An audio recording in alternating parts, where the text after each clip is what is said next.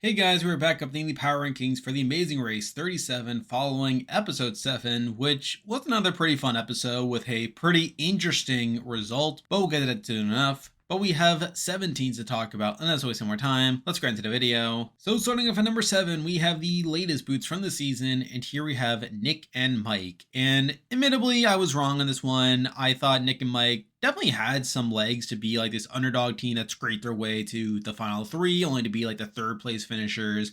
And even though they weren't the most consistent team in the world, I thought they were at least getting a solid enough edit to set up their eventual path to the end. However, I was wrong here, where instead they ended up being the boots here. And I think they do get kind of unlucky in this spot where they obviously get screwed over by the double U-turn, where it was pretty close between them and Melinda and Erica, but Melinda and Erica ended up beating them to the U-turn where they end up U-turning them.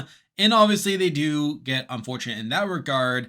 Though at the same time, they do also genuinely suck at the other task, the finding the needle in a haystack, to where they end up wasting so much time there, apparently being there for 6 hours, that made it so that they couldn't really catch up by the end of it, which is obviously pretty unfortunate there. And on the whole, I do find them to be a pretty likable team where they were these pretty rootable underdogs, and they did have some fun moments here and there. They obviously have a pretty interesting story about how they've been fans for years and have been applying for years only to get on. And I was certainly hoping that they would have had a deeper run than what they ended up getting here, but obviously it wasn't meant to be. And they're now out of the race where they're here at number 7. And with that, we have 6 teams left in the race to talk about. And as usual, I'll be ranking them based on how likely I think they are to win the race based on their edit and current race position. But number 6, the team that I believe is the least likely to win from this point on, is and Holden. And again, I don't think and Holden have gotten a terrible edit per se. However, I do feel like compared to the other teams we already talked about, they're probably the team that I would the least expect to go on to win the race. I feel like they're probably the least developed team. Now, that's not to say that they haven't gotten development along the way. I mean, we have seen the relationship kind of improve over the course of the season, to where more recently we've heard them talking about how they would not want to do the race without each other, which is pretty good there. But at the end of the day, I feel like the other teams are either better from a race perspective or have a stronger edit compared to them, which makes it kind of hard for me to have them too much higher than here. Though at the same time, it wouldn't shock me if they still have a deep run moving forward. And I think if we're looking at their performance across the leg here, it wasn't that bad. Now, they do kind of fall behind where they were 2nd place coming into it, but they end up falling behind due to getting U-turned. But despite that, they still are able to be in 5th place coming into the roadblock and are eventually able to get a 4th place finish by the end of it. So I think they did well enough, all things considered, considering how the leg went. But at the end of the day, I feel like I'm more confident in other teams to win, which is why they're here at number 6. Now moving on to number 5, and we have another team who I'm not necessarily low on at this point, but I just feel like I'm higher on other teams. But number 5, we do have Brett and Mark.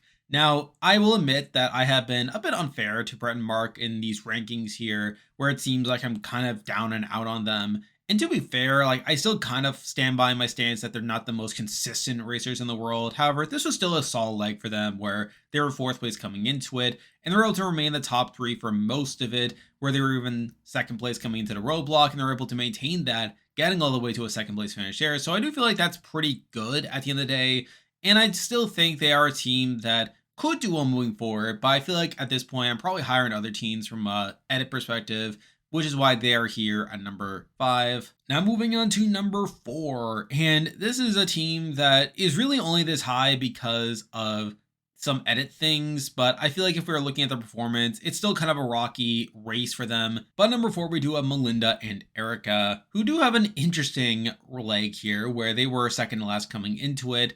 And they don't really do that well across the actual leg, where they never get above 4th place, which is obviously not great there. And they do kind of get lucky that they are able to edge out Nick and Mike to the U-turn, where they're able to U-turn Nick and Mike, where had Nick and Mike gotten there a little bit before them, that they would have been U-turn instead. And who knows if they end up surviving that, as we literally see Nick and Mike getting eliminated by having to do that other task. So obviously that's something to consider. And I think at the end of the day, I think from a pure race perspective, I'm definitely higher in other teams. But I still think they're a team that at least has some setup to get to the final leg. And especially now with Nick and Mike getting knocked out, I can easily see Melinda and Erica taking on that role as this team that's able to scrape their way to the final leg, only to come up short. So I do feel like they're a team that probably has longevity within them, but not a team that will go on to win, which is why they're here number 4. Now moving on to number 3, and we had the same top 3 as last week. But number 3, we still have Jonathan and Anna, who do have a pretty solid leg here, all things considered, where they were 5th place coming into it. They were actually 1st place coming into the detour. However, they do fall slightly behind to 2nd place there. And they do fall a bit further behind on the roadblock, where they do eventually come out of it with a 3rd place finish after Brett and Mark passed them. So again, it's not the greatest leg, but it's still technically an improvement over their previous leg. And they're still a team that I would expect to at least have a deeper run on their season.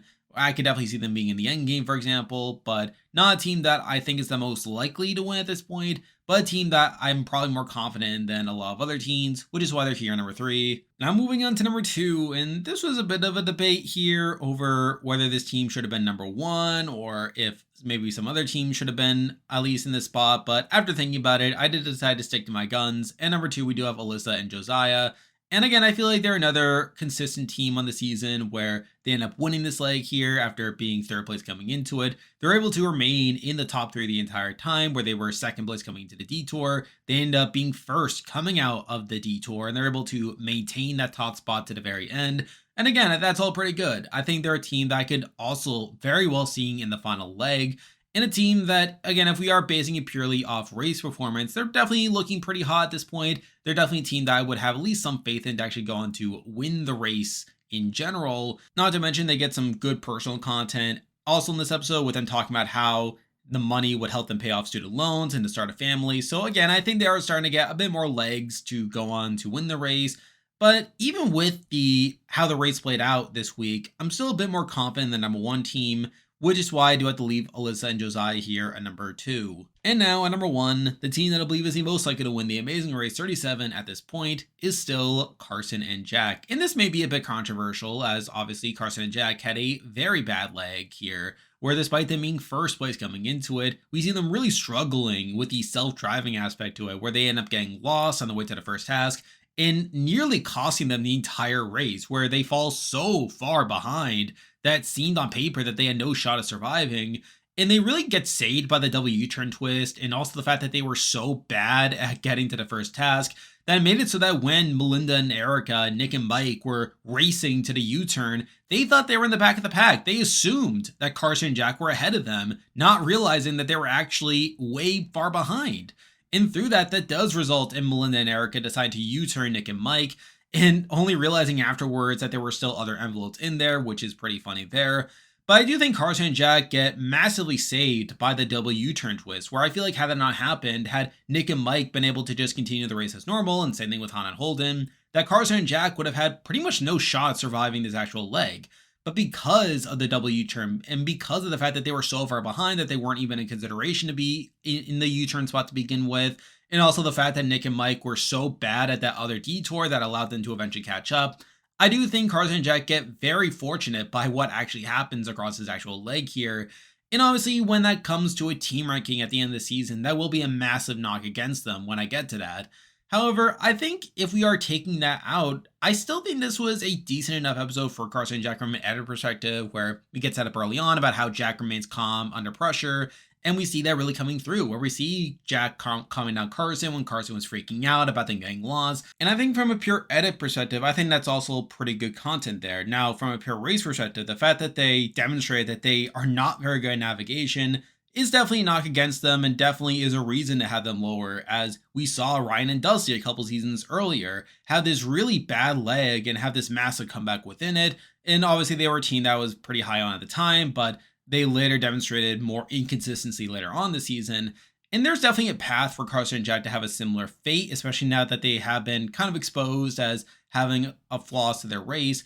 But I think for now, considering where we're at, I'm still willing to give them the benefit of the doubt for this week at least, and we'll definitely have to see how they are able to maneuver from the back of the pack. But obviously, if they continue to struggle in the race, I will have to knock them down because of that. But I think for now, with it just being one bad leg, I'm going to still have them here, number 1. And there we go. That will do it for this week's video. If you liked this content, be sure to like and subscribe. Really helps with the channel. Now I'll be back again next week to update the Power Rankings again, so you can look forward to that. I'm covering Survivor 48 and doing Power Rankings on that, so be on the lookout for that. I'm on Patreon and have a YouTube membership, so if you want to consider supporting the channel, you can do so by clicking the link in the description. And you can also join the Discord server by also clicking the link in the description. There's a lot of stuff coming your way, but for now, that easy video. See ya.